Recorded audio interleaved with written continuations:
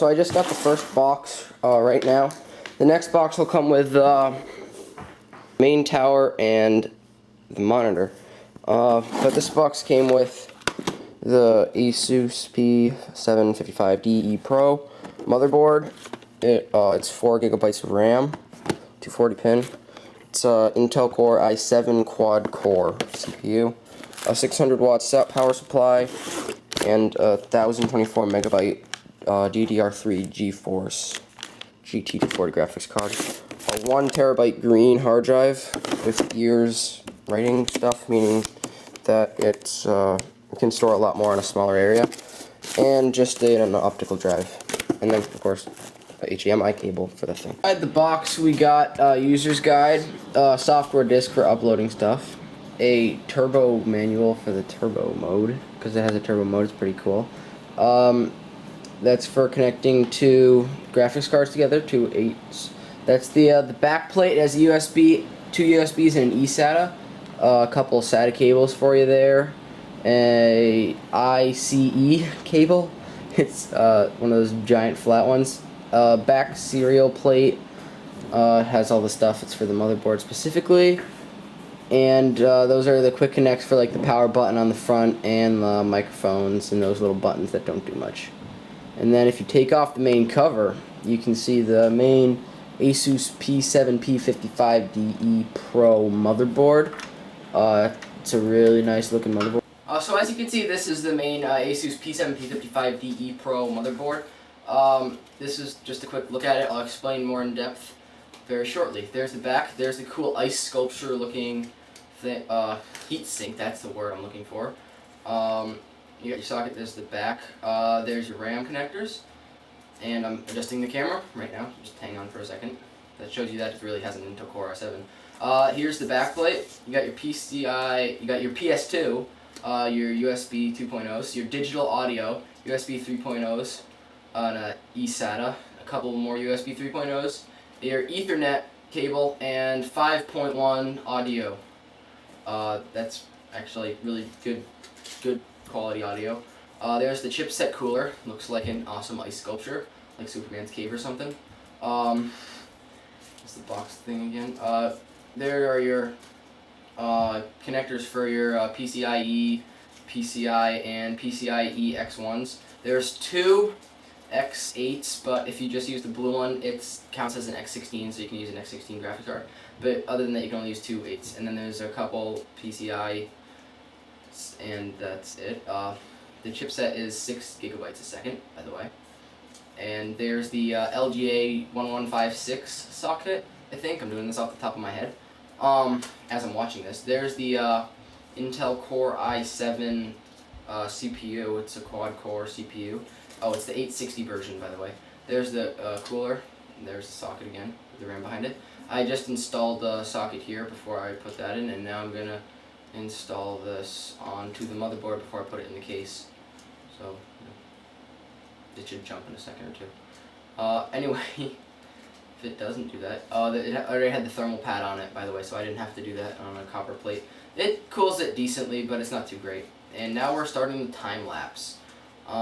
This is sped up a bunch of times, but the real build only took me about 2 hours to put it all together. I'm putting in the 650 watt power supply right now.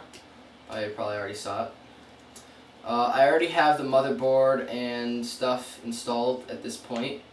I didn't put it in because it's really boring, because there was a lot of adjusting and stuff going on. The wires are hanging out. That is the hard drive. I'm trying to install it without removing the drawer, but I don't realize at this point that you need to put the drawer on first. So I put it to the side for a little while. And right now I'm in... Man, I gotta get my bearings. Oh, right now I'm installing all the power wires for everything. And then in a second, yep, now I'm installing the hard drive, but I gotta get the drawers out. You can see I'm undoing that. And there's the drawer for the hard drives. It can store up to 9 3.5-inch drives. Now I'm putting it back in. It's a 1 terabyte green hard drive, by the way. Probably gonna update that. More stuff for the back. I just installed, as you can see there, I installed the VGA graphics card. I explained it in the beginning of the video, and I forget everything about it right now. It's 1024 megabytes. That's all I can remember, and it's a PCIe X16. I'm installing more power wires right now as we speak, and the optical drive is going to go in pretty much momentarily, I think. More power wires going, and a little bit of power stuff. There we go. There's the all the wires. You got your. I have 12 gigabytes of RAM. I have two XM3 4 gigabytes, and then I have another one that goes up to 8 gigabytes. They're Ripsaws as well. They're all 240 pin, and those are in. There's the one of the blue LED fans, kind of cool looking, and there's the CPU. That's a 200 millimeter fan on the top, 120 millimeter there, and then there's 220 intakes on the sides, and you can add another 120 millimeter on the side that I'm gonna put in. I'm installing the thing around my foot so I'm grounded. I don't zap something. The back plate's going on now, or side of the case, and that side of the case, and now it's done. Yeah, my arms are veiny. Here is the final product computer. The Antec 902 box looks extremely nice. It's got 220 millimeter fans on the front, adjustable with potentiometers. Those are intake fans, and you can change the filters for those because it has nice little filters. But the 200 millimeter fan on the top, you can adjust the speed. It's a 3-speed. It even says it there. It's a 3-speed, and you can turn all the lights off for all of them. And then on the back, there's 120 millimeter as well, and that has 3 speeds. And you can put 120 on the side as another intake, but right now it's just air flowing through it, you can feel. And of course there's a window in the side, because who doesn't want a window to look at all their pretty blue LEDs and the green LEDs and the red ones that turn on for the RAM. There's 12 gigabytes of RAM. There is where the processor goes. That's the stock cooler. I'm gonna get a water cooler probably, or a big fan, but more than likely a water cooler. There's the can't really see it very well. Turn the light on. There's the